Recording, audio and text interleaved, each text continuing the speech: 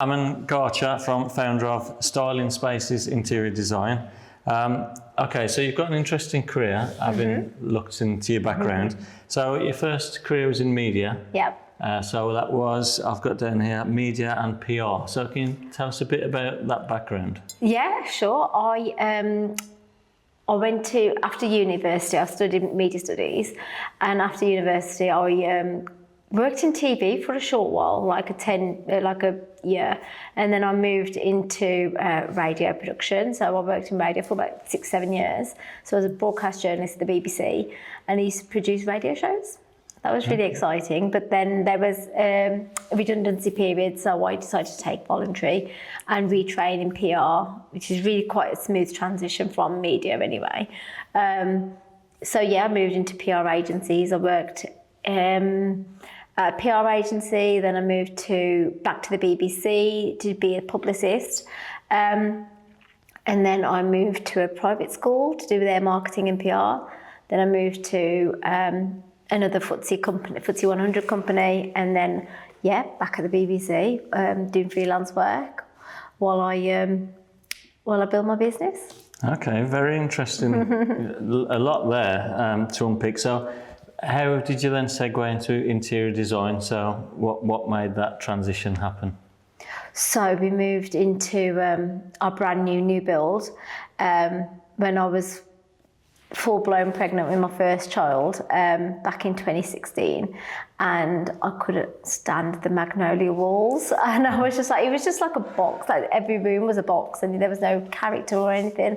And I was on maternity leave and I wanted to sort my house out, and I just I threw myself into it. I did a course, I studied, because I thought the best way to do it is to learn how to make a house a home. So I did a course, I studied while I was on maternity leave, and also I wanted to kind of start learning and using my brain again while I was on maternity leave, because you just don't do that when you're not working.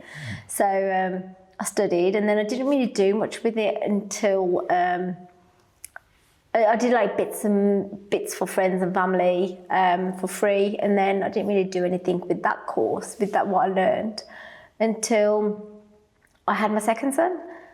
And so that's when I launched my website and started doing some work, and then COVID hit, and it's snowballed. It's grown like steadily. Okay, so COVID helped or hindered? Because obviously there's a lot of people stuck in the homes at that point. Yeah. And so we felt that it was strange really. So it did both in a strange way. Yeah. So I did lots for family and friends around then, and then also because we were stuck in our homes, it was a really good time to launch a virtual design service. So I did everything virtually to begin with. So it was just like picking colour schemes, picking like furniture and accessories for clients. So it was very much aesthetic based back then. So and it's grown since then. Now we do on-site design, one-off design consultations, we do colour consultations, we do virtual design. We've got 3 packages for virtual design, as well as a bespoke interior design service option for those who want a bit more hands-on help. Yeah. Yeah. Okay, I didn't know about all those packages, so that's good. So it mentions in your brochure that your father's got 40 years experience in the industry. So what is that, and has that helped you in any way? He has probably more than 40. I'm 41. So he has always been in the property industry. So he's got lots of properties which he rents out, and he's in the construction industry as well.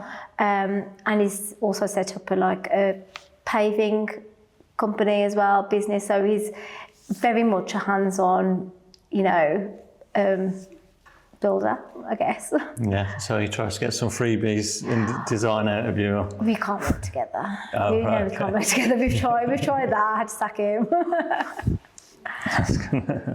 So when you launched your business then, so I'm quite interested in the foundings. So how did you find that launch then? So that initial stage to say, this is me, this is the business, this is what I want to do. It was very slow, to be honest. I was just introducing it to family and friends initially, and just telling everyone I knew about it. And then I built myself a website. I just kind of learned how to do these things online. I had I had a lot of time on my hands. I was on maternity leave. We were in COVID, so my husband wasn't working either, so I helped with the kids. So it was manageable, and I did it slowly. So I built myself a website. I did everything really slowly. I made it up as I went along, to be honest, because no one knows what they're doing when they start, do they? So yeah, that's how it started. And then I've just managed to get the word out. People are telling other people. One client tells another person, and I've got lots of work through word of mouth, to be honest. Well, an organic way of growing, isn't it? And a good one, yeah. Yeah, definitely. And I think reviews of everything. I mean, when I'm trying something out for the first time, I always check Google reviews. So I always try and get my clients to do Google reviews and tell other people about me, because more people than you know need a designer. It's essential. It's not just a nice to have.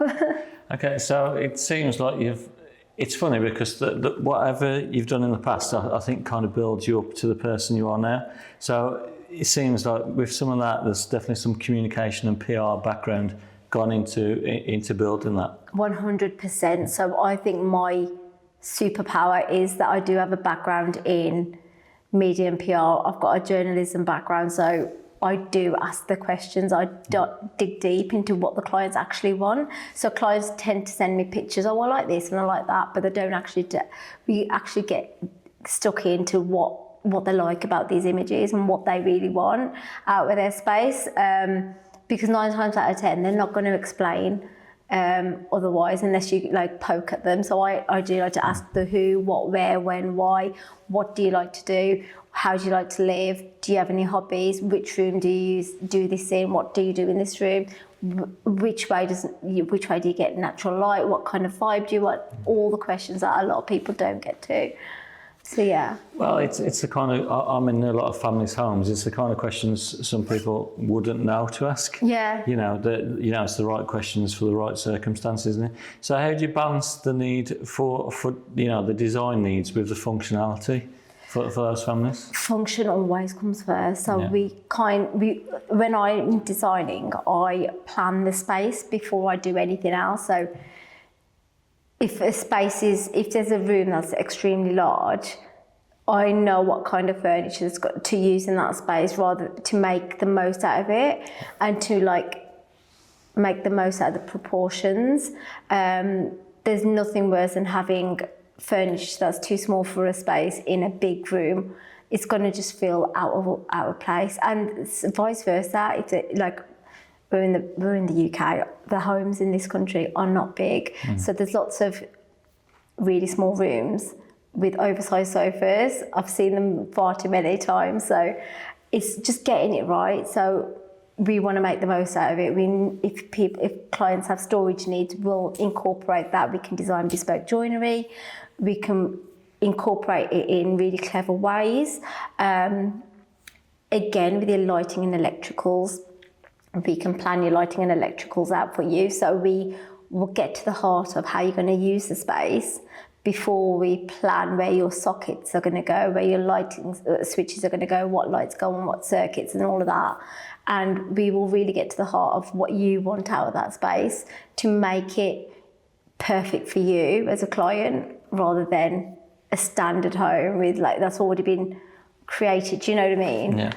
So there's a couple of bugbears for me that I find when in terms of design, and one is the kitchen islands being too big. Yes. For the space, and it becomes just almost cluttered. You can't manoeuvre the space, and also light fixings over tables. Yeah. You move the table, you change the size of the table, and then all of a sudden that doesn't work anymore. So that's kind of the things that I've picked up in the years of doing extensions and so forth. So what are the other common mistakes that you kind of see? Oh, common mistakes. Just sockets too high. I've seen them in the middle of the wall and I do not understand why. I've seen sockets with loads of switches on, but I think it just gets confusing for the homeowner. Sometimes the warmth of the lighting as well, in living rooms you need a certain warmth to the room compared to kitchens can be brighter and a bit colder. What else is there? lots of design mistakes. Yeah, well, it comes back to planning, doesn't it? Yeah. And you know, with the spotlights, you can get the different, you know, shades, so the ice white can look too clinical. Sure, exactly. And I've seen that. And I've seen those in living rooms, and they just don't work. It's not warm. It's not tidy. People don't lay their lighting as well. So I feel like every house needs layered lighting, especially in a living space. And that just adds depth and warmth to a room. But if you only have the overhead lighting and don't have any lamps or mirrors or anything else that's going to bring different layers of lighting in, it just feels a bit flat. Well, we used to have quite a lot of wall lights, didn't we? Every house had wall, but those have gone now, haven't they? I like wall lights, though. Yeah, I think I'm bringing them back in. Well, that fashion did go away, didn't it, for a while? But I've seen it come back in, and it is about adding the different layers, isn't it? Exactly. That's the thing, and you don't have to. There's like new kinds of lighting that you don't have to rewire. You can get battery operated wall lights that would do the job perfectly. So you don't always have to spend the money to rewire either. Yeah. So in terms of whenever it comes to design, I think a lot of homeowners will see as an unnecessary expense. And I bet you get that kind of objection quite a lot, and they see it as quite expensive. So how do you get over just let clients know the value of what you do compared to the cost? To be honest, it's a constant struggle. It's something that we need to educate clients on and homeowners on. That it might feel like it's an easy thing to do, to design your home, but actually, like I said before, the lighting, the electrical plans, if you don't get this right, it's going to be expensive to sort out after. So you might as well spend the money and do it correctly in the first place and not have to worry about it afterwards. It's just an education thing. We have to keep educating and getting that view out there. And people buy the wrong kind of furniture for their homes. That it's just expensive design mistakes. So we can definitely tackle those. Yeah. So without the design to go to as builders or tradespeople, it's quite difficult. Then it's the same as designing a house with no plans. Like it's how do you structure it? So like you get questions like, "Oh, I didn't realise it's going to look like that. Can we move the window over?"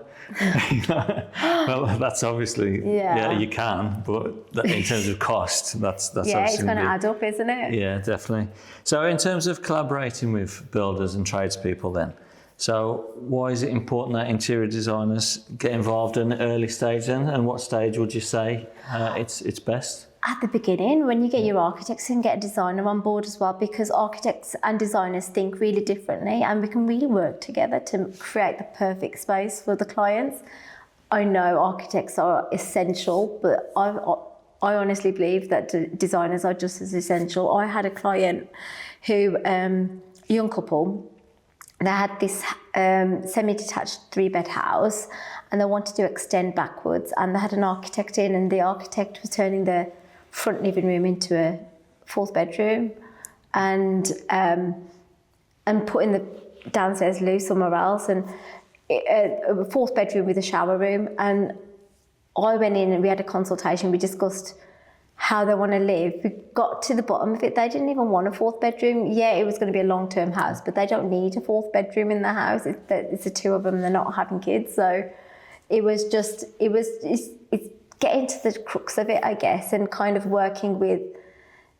I guess we do the personal stuff, don't we? We do the personal touches. We have those personal conversations and like, how are you going to live? Whereas architects are a bit more maybe logical. So I think we could all work together really well. Yeah, I think all building professionals could do a better job of that, really. Yeah. Actually asking the questions, getting to the crux of why somebody wants to create something. Yeah. Because quite often they don't know. And again, it's going back to the questions, asking why do they want the space, rather than assuming. Yeah, definitely. And with our homes, it's such a personal space. I mean, we use it every day, but it's not just you. Your family's going to use it, your kids are going to use it. So, and you want everyone to enjoy that space as well. So, I think it's essential that you get it right. Yeah, so I've seen quite a few examples of that as well, where I've gone in and I've asked the question, and funnily enough, it was a bedroom downstairs. Yeah. And they didn't want that. Oh, no They actually way. wanted then, and I was like, oh no, but we could use it as a playroom. I was like, well, what is it when the kids move out? Yeah. Is that a playroom then, or is it, what is it? You know, and it's that planning for the future that all kind of professionals could collaborate on. It's having those having those conversations to kind of get to the bottom of it all. And plan ahead. Like if the kids are 17 and 18 and they are going to move out soon, so what are you going to use that space for? Like, it's just getting to those, getting those answers. Yeah, you think your kids are going to need a playroom forever, don't you? But then they grow up and move to their bedrooms. Yeah, and I mean, I went to see a client the other day, and they're a couple from Hungary, and they've got 2 daughters, but their house is quite small, and they were going to get a sofa bed for the living room in case people came to visit. And I was like, but how often do people come and visit? Probably once a year. Don't do it. You got to create your home for you, because once a year you can make do for once a year. But you got to make the house the perfect space for you, yourselves and your family. Yeah, definitely. So in terms of challenges then, so have you been on a project where you have faced challenges, and what did as the builder help out with that, or how do you resolve those issues? I had a design surgery the other day, which is it's a one-off design consultation. So I go over and you visit the property. The property, and it's a one-off consultation. So they come to me with their issues and any pain points that they've got, and we tackle them. So I went over, and they had sent me the drawings for their extension, but they didn't want my help with the extension. They wanted help with the 2 rooms that they've got already, 2 living spaces back to back.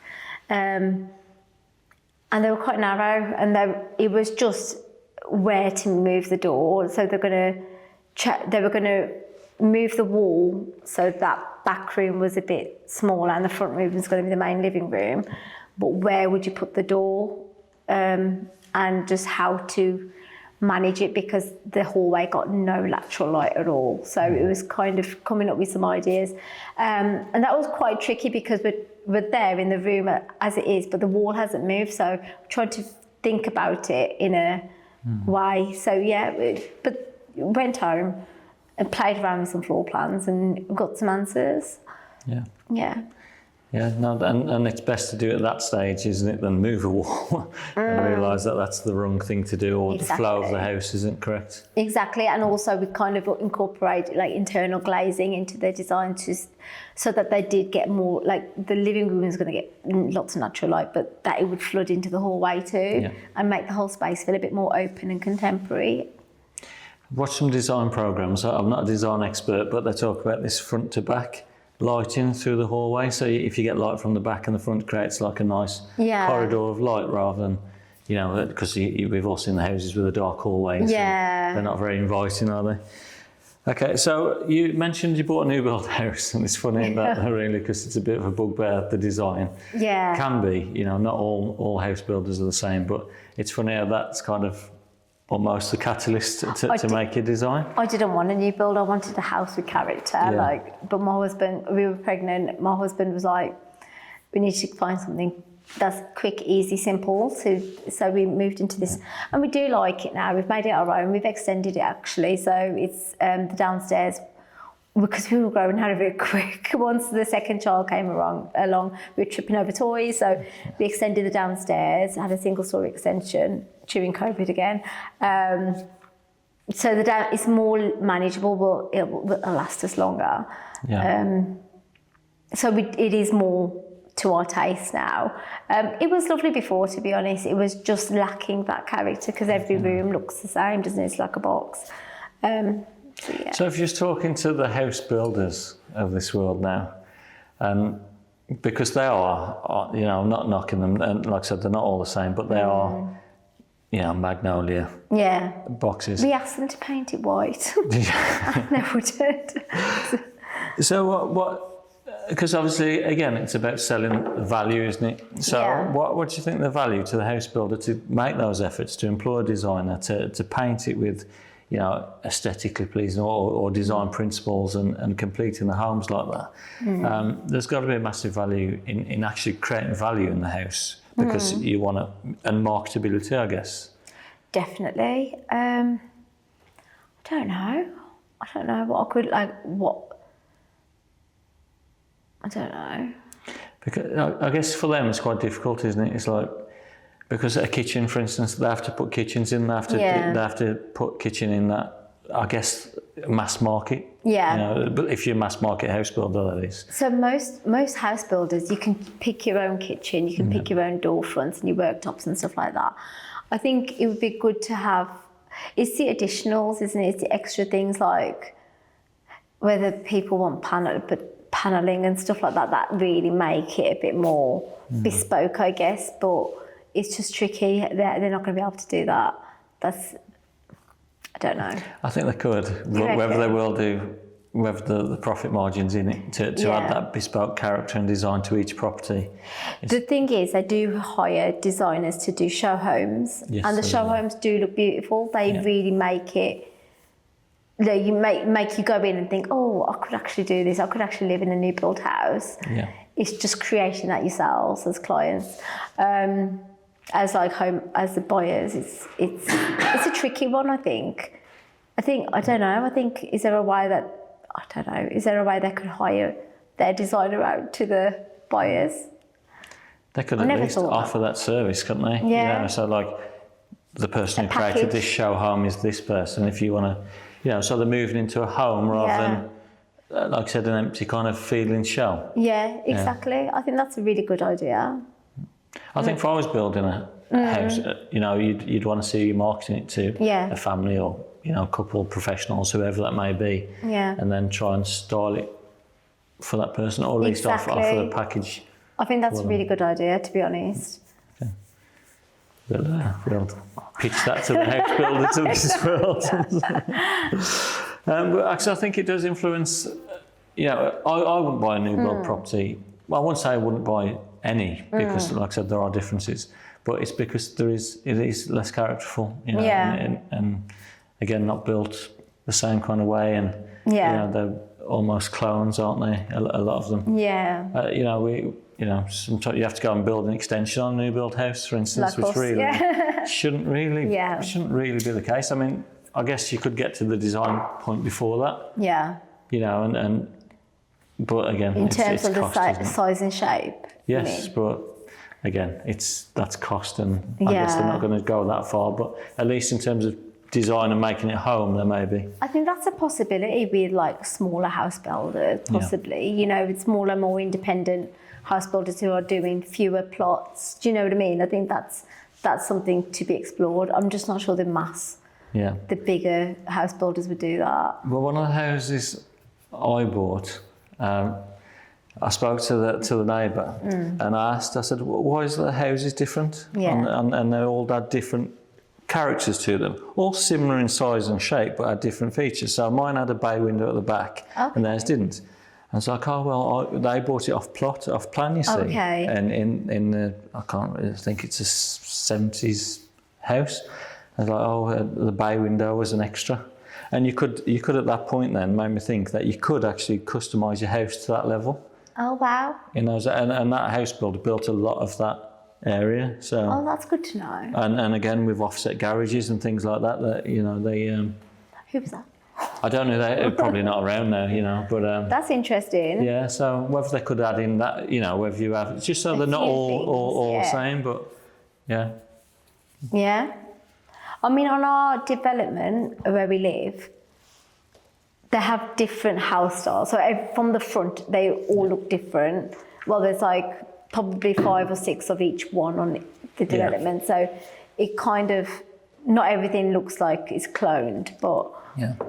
Yeah, I mean, I'm not having a go at the house builders by any means. It's just a case, just how you can, and a lot of them do. I think they look at the aesthetics of the street and they do plan that out now. Well, they should do that with the local authorities anyway. Yeah. Before getting permission, but So, what kind of trends do you see then in design at the moment? Because the ones we always get asked for is your media walls, that kind of thing, media walls are a thing, and those slatted walls everywhere. Yeah, and like the acoustic panelling and that. Yeah, they're everywhere. I do think that the acoustic panels are like done to death. Yeah. They're nice. I mean, I've used them in my projects, and sometimes they work really well. But I think it can be overdone depending on the look, like depending on the room. I think it works in certain rooms, it doesn't. Yeah. Yeah. What else? Media walls are the biggie, to be honest. LED lighting, I'm not overly, I don't love it. It's okay. I don't. I think it's too modern. Do you know what I mean? And sometimes I think it might be done to or overused. Yeah. I mean, it can be used nicely again for a secondary lighting in a kitchen. Yeah. Done subtly. I know what you mean. Yeah, strip light. Yeah. Not everywhere, and because they're putting it everywhere, aren't they? We're creating these false lowered ceilings and putting it all around the ceilings and that kind of thing. Now I think what else is in panelling? But I think panelling's always going to be in, with the thin mouldings, because that's timeless. I think there were those like feature walls that people were doing with geometric shapes. I think those are done. They're done. I think that's enough. That we don't need any more of those. Yeah. We don't offend all the people out there. No, sorry. Scrap that. No, but it's interesting to see what's happening, what the next trend is, because we had LED lights. Like everyone wanted chrome LED lights. Yeah. And now it's like that's done to death. So everyone's just going white now to match the ceilings because it's not so much as you want to show that as a feature anymore. I think we saw a lot of neutral homes. For a long time, people were just loving neutral and not wanting any colour. Yeah. But I think we're going to start seeing colour. Brown is really in. Yeah. Brown, so mocha brown. So it's warm and it is inviting, but it's not to everyone's taste. So we'll see if that sticks. But to be honest, I don't follow trends. I want your home to be timeless. I don't want you to have to redo it in like 5 years' time because something's gone out of fashion. I like certain things. I don't mind certain things, but if it works for a longer period of time, I wouldn't want you spending your money on following certain trends. Yeah. And that's interesting. That's a unique perspective that someone like you brings, isn't it? When you've seen so much design, because if you just design you've got a new extension or a new house. Yeah. Knowing what is current or what's on trend, or even if you don't be a trend, what works well together. Yeah. It's a difficult thing to put together, isn't it? It is, but my style is very much contemporary with a timeless twist. So I like things clean, fresh. And contemporary, yet they will still be timeless. I wouldn't opt for your high gloss cabinet doors, because that is very modern, but I think it dates, and there's other things that I think will date. So when someone's designed with you or had a design from you, and then how you got repeat customers, I'm sure. So how does that work, and how do you make sure you keep a good client base in terms of, the look for you for the next project or the next room, and how often does that happen? Oh, it's happened a number of times actually. I've got a client she was my first client, to be honest, my first paying client, who wasn't a friend or family, and she found me on Instagram, and she's bought an apartment in Highgate, London, and she just needed help. Like it wasn't brand new. It was the top floor of a Victorian house, and she just needed help, like kitting it out and getting it to her taste. So, we went through a design consultation, and I went through some kind of styles that she liked, and then I pulled together some schemes and a shopping list, and she purchased everything herself. She didn't want to make any structural changes. We added a sliding glass door, for privacy, and it was, because it was a small apartment, we zoned it so she had a nice living space, and she had and then a year later she got me to do her her master bedroom and then her home office as well. So yeah, it's nice. It's just if they're happy with your work, they'll come back. Yeah. I love how you created a shopping list for them. I know. That's fantastic. I know. Yeah, I mean, but that takes time, doesn't it? You know, finding the right shops to go to, with the quality that you're looking for, and again, that's a massive time-saving thing that you can do that for a client. It depends. Yeah, it totally depends on whether the client wants high street or if they want something a bit more bespoke. Because then we can go to our suppliers and, you know, offer them trade discounts and, you know, more afford. That's another thing people miss out on, because I don't think it's a necessity to get an interior designer, but we've got access to trade prices, so we can save them money in the long run. Okay, so I'm going to pick your brain on something there. So you mentioned homes and they can be quite small. So have you got any practical tips of how to, you know, if you have got a small space, a studio or something like that, any practical tips on increase or increase the feel of the space rather than, you know? Yeah, sure. So with that client in Highgate, she bought 2 pieces of furniture, a green sofa, a moss green sofa, which is actually lovely, and a really chunky round coffee table. The coffee table was too big. It takes up too much space visually, so glass furniture is better. So I found her a lovely contemporary glass coffee table and replaced the other one, and it just made all the difference because you can see through it, so it takes up less visual space, making the room feel wider. So there's that. There's tricks that you can do with paint, so you can make the room feel bigger by painting the skirting and the architrave the same colour as the walls, so the walls feel taller.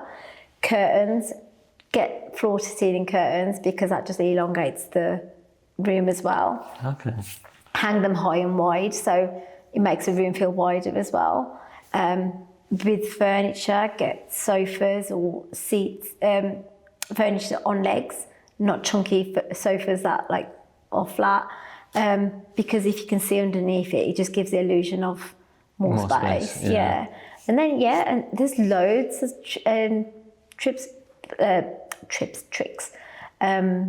The painting the skirt in the architrave filled me with a bit of dread, to be honest, because I'm not sure I'd be confident enough or bold enough to go for a colour there without a design to go to, you know. Yeah. Because it's quite a standard thing to paint them white, isn't it? But you know, I've seen it done really well. But again, without a designer, how do you know that's going to work? And it'd be quite a difficult thing to reverse. I think that's not as tricky. Loads of people are now colour drenching, which is painting the ceiling the same colour as well. So everything's painted the same colour and the doors. And that's, it makes it feel cocoon-like, makes it feel really cosy, yeah. But I think compared to that colour drenching, it's quite, you know, tame. Colour drenching, that's a new term. Yeah, there's loads of tricks. And then there's tricks you can do with lighting and mirrors. If you want to make the room feel a bit bigger, add some mirrors in that room. It will bounce natural light around the room, making it feel a bit more spacious. And, you know, the mirrors, they add depth to a space anyway, just because you can see, reflections. Yeah. So, yeah. So if talking to builders now, renovating spaces or extending, what would you say they should think about adding in? So I always think about lighting, especially external lighting. Yeah. It's well, you know, what lighting do you want outside, you know, to illuminate either the driveway, patios, up-down lights next to the bifolds and that kind of thing. Is there anything else you think that builders may miss or anything else that you should think about? What do you think about up-down lights outside on the externals of buildings? Is that still a thing that... I think they look nice. I don't think about the exteriors as much as I probably should. I'm like a puppet. But I was more like interior, so like the interior layout as well, because the external lighting is always one thing that is difficult to get back to once it's all plastered. So it's always something that we think about. But I was wondering if there's anything else when you're building or extending spaces, what you know, the building we could put in or There's so many not fancy... sockets in the middle of the wall. Not sockets in the middle of the wall, but there's so many like interesting things you could do. I mean, if you've got particularly large spaces, but this would all depend on the client who's going to buy the house. Sockets in the floor that you could like tuck under a rug, so you can have a floor lamp in the middle. Like if your furniture isn't against the wall, because I know in this country we have our furniture against the wall, but in a larger room you don't need to put your furniture against the wall, so you can have a floor lamp in the middle of the room next to your sofa, and you won't have wires everywhere. Do you know what I mean? So things like that, like, but again, they're more bespoke options depending on who's living in that home and how they're going to live. You can get like lighting to highlight the traditional, like, you know, what's the word? Traditional features of the home. So if you've got like lovely arched windows or something, you can get like lighting in the windows. So that would be nice. It would really highlight the window, the arch. Yeah. Like little spotlights inside. So that kind of thing. That, I mean, those are again bespoke options, but like they'll really elevate that space. Yeah, and that's where it's key to look at the design, because I don't think, you know, many builders would ever go into that depth. To that depth, no, they probably wouldn't think about it, but actually it might really sell the property to someone, because they're, you know, you're highlighting key features of this house. It might, you know, that it might not sell otherwise. Well, it will, but you know. Yeah. Yeah, or not sell for the same value, or realise the potential. It's just, you know, it's just elevating it that one step further. Yeah.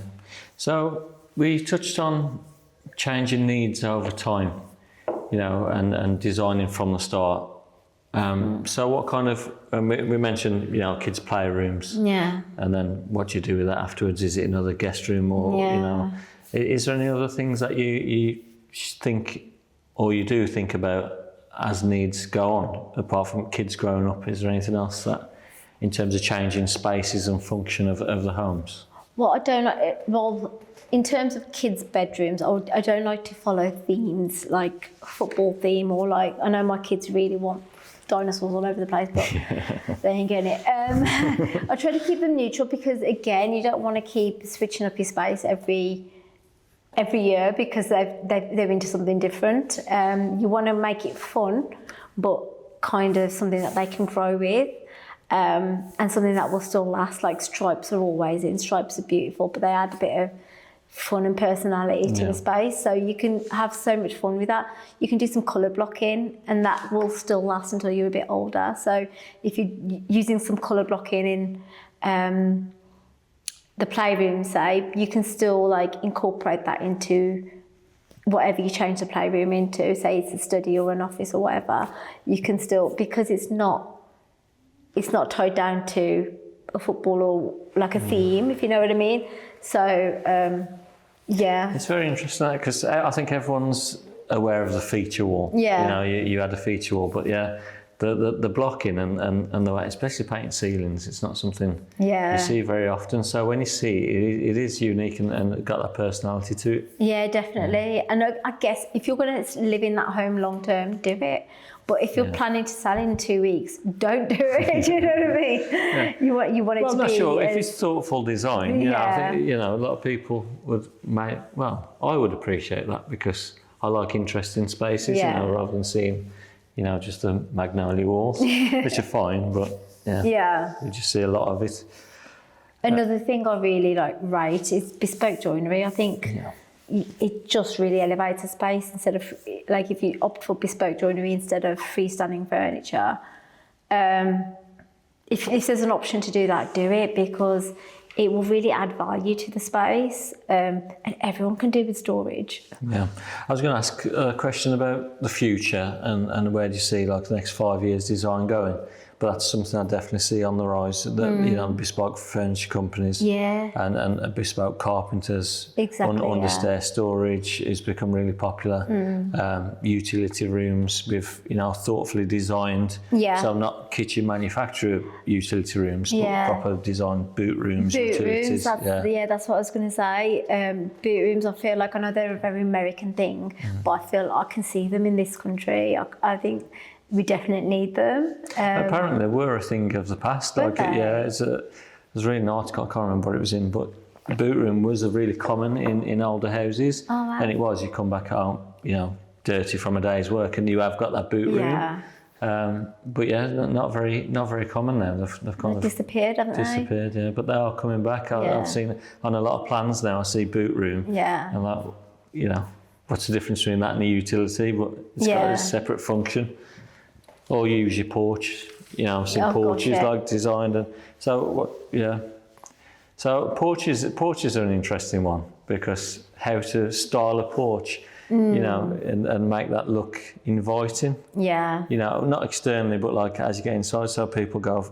That tends to be a bit more creative. I see in porches they go for like more mosaic type floors and that kind of thing. Maybe because it's a safer, smaller space. Yeah, and it depends on how you're using it. I just see loads of whenever I step into a porch, there's shoes everywhere. Yeah. So it's There is in mine. Yeah, I mean, I get it. I totally get it. We need to put shoes somewhere, don't we? And unless you've got that under stair storage. Yeah, or even bespoke storage in the, But it's thoughtful design again, isn't it?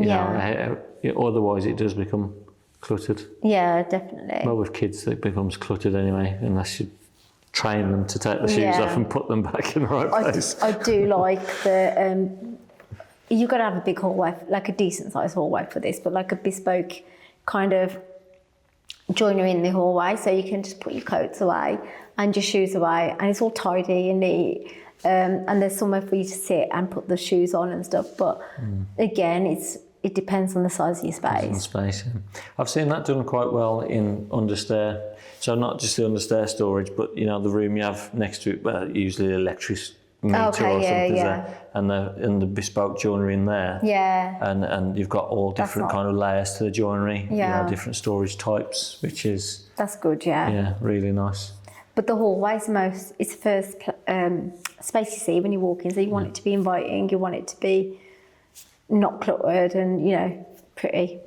Yeah, mine's full of coats. Yeah, most are.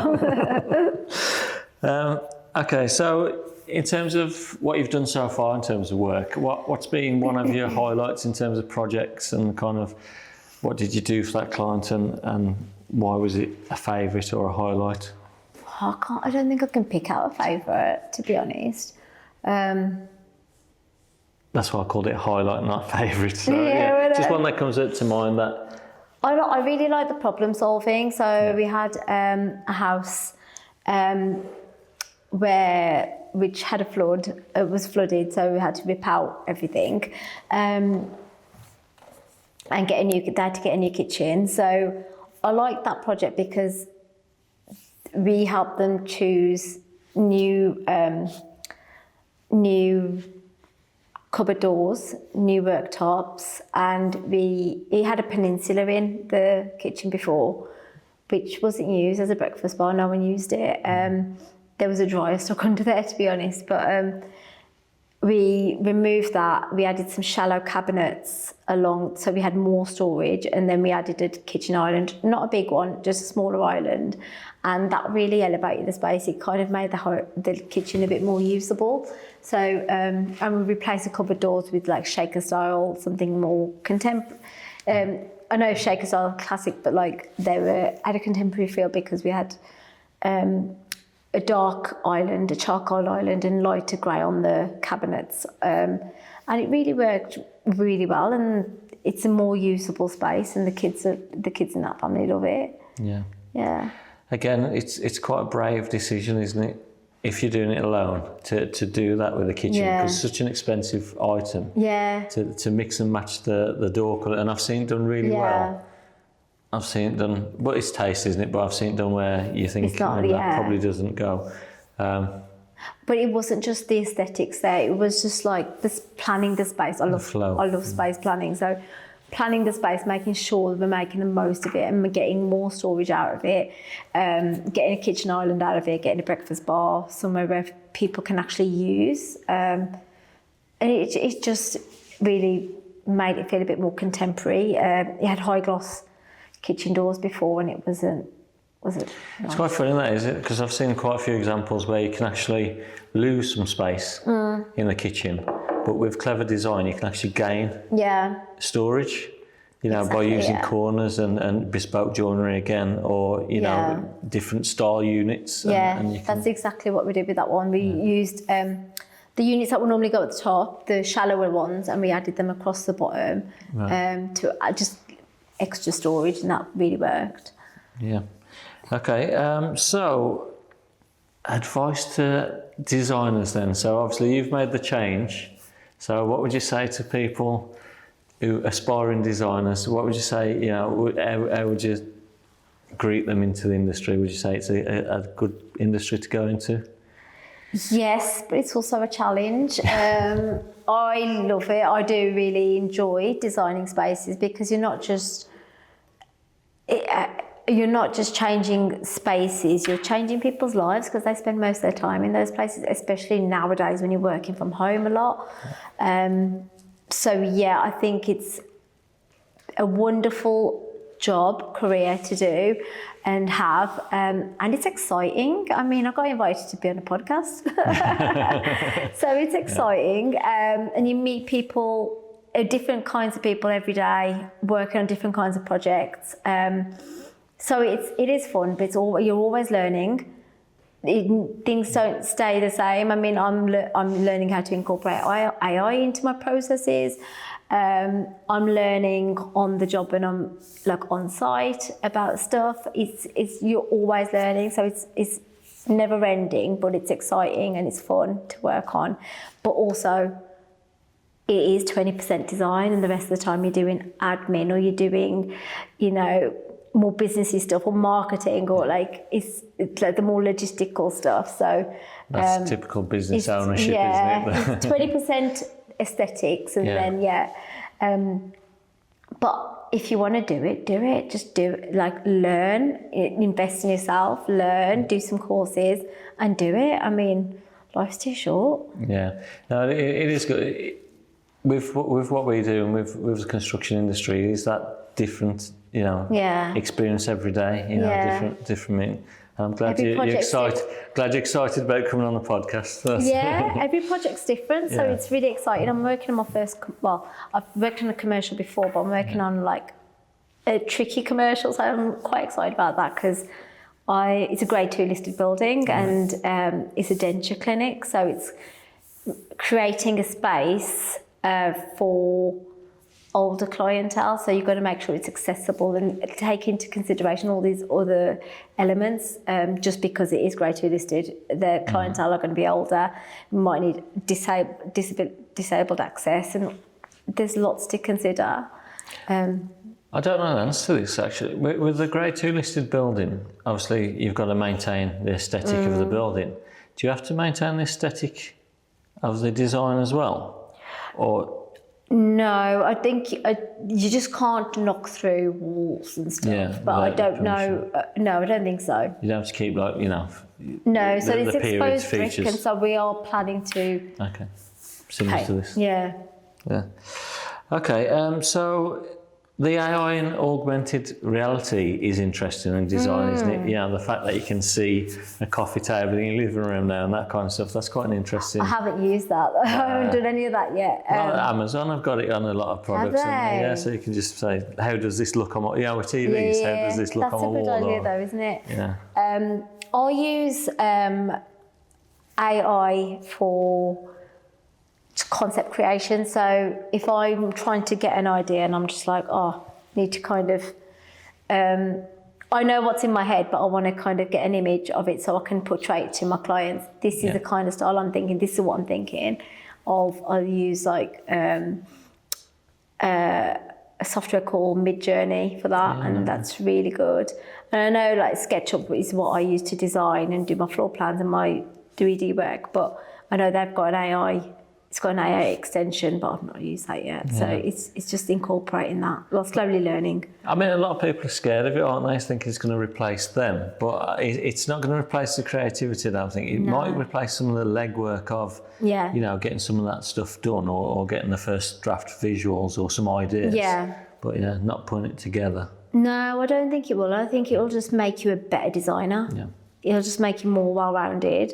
If you're Can not you give me using 100 AI, examples of this in this room, and then it gives you the, you know, it's... and if you're not using AI, you're missing a trick because you're going to be left behind because it's not going anywhere. No. So.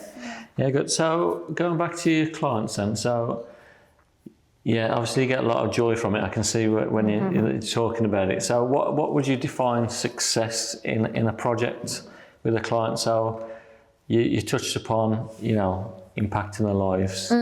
So in a more kind of tangible way, how do you know you've done that, or how can you define that success? Oh, I don't know. A thank you at the end.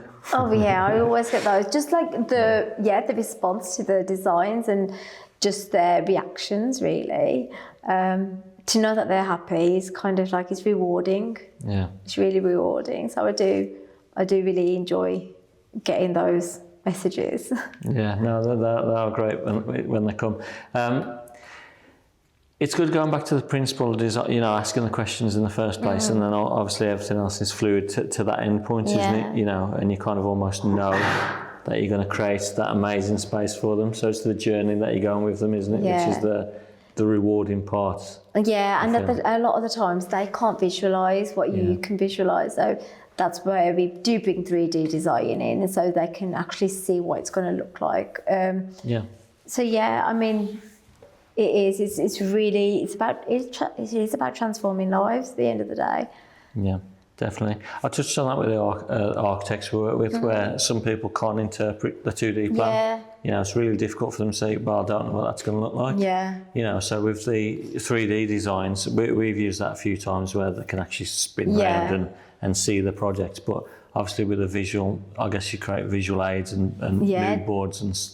We do mood boards, we do fabric boards, material boards, and we'll do 2D. A lot of my designs start with a 2D board as well, so I'll put all your furniture, everything that I'm thinking, down in on one 2D board, so you can see how it's all going to work together, and then we'll get it done. Okay, so improving people's lives, that's what we're about.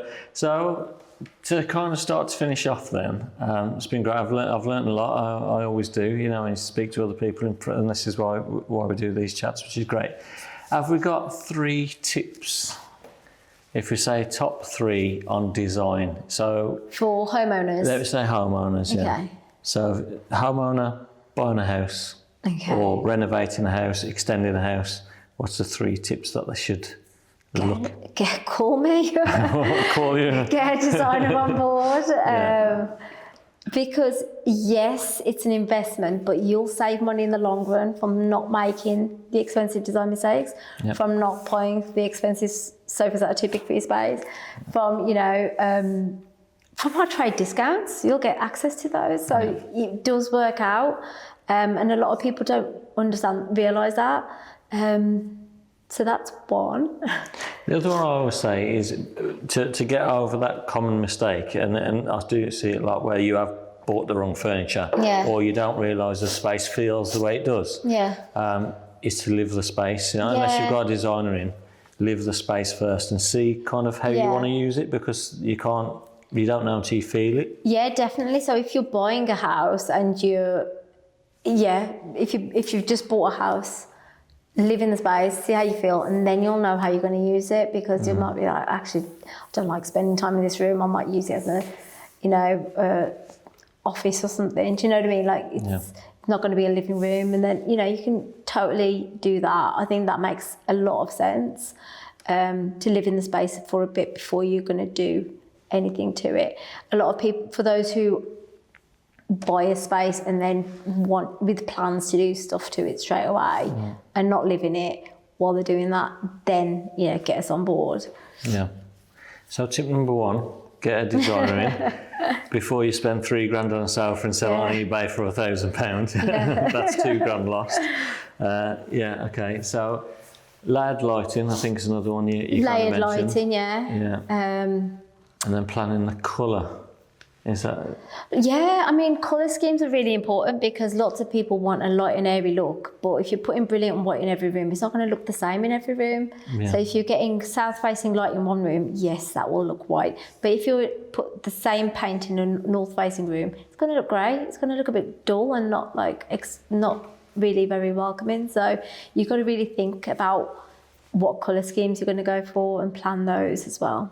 Again, I never thought about that. You know, the way the room's lit naturally will affect the colour. It really impacts it, yeah. So there are so many different shades of white paint out there, but they're all very different depending on which room they're in. So there's perfect white paints for your south-facing room, and then there's perfect white paints for your north-facing room. It depends on the tones that they've got, you see. No, I didn't see. So no, that's great. Okay, so if people want to get in touch with you, how do they do that? What's the best way for them to do that, or see work? Is it website, call you? What would you prefer? I'm online at www.stylingspaces.co.uk, or I'm on Instagram at Instagram/stylingspaces.co.uk. No.